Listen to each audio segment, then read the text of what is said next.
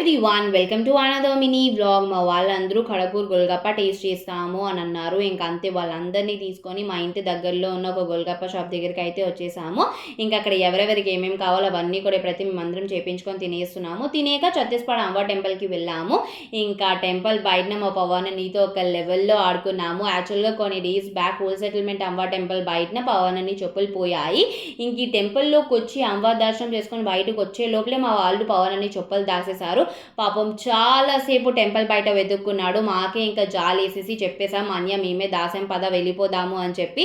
ఇంకా ఆ మాట తెలిసిన వెంటనే పిచ్చి పిచ్చిగా నవ్వుకున్నాడు. ఇంకా అక్కడ మేలా ఉంటే అక్కడికి వచ్చామన్నమాట. ఇక్కడ ఏవో 4 రూపీస్కి బోల్డ్ అని సామాన్లు దొరుకుతున్నాయి అని చెప్పేసి బోర్డు పెట్టారు. వెళ్ళి చూస్తే అక్కడ అసలు ఏమీ దొరకట్లేదు. ఒక పెన్ దొరికింది, పొడుగు పెన్ను. సో అదైతే తీసుకున్నాను. ఆ తర్వాత ఇక్కడ నాకు కొరియన్ బాయ్స్వి స్టిక్కర్ దొరికాయి. యాక్చువల్గా మా చెల్లికి కొరియన్ పిచ్ ఉంటుంది కదా, సో దానికోసం అని చెప్పి ఒక స్టిక్కర్ బుక్ అయితే తీసుకున్నాను.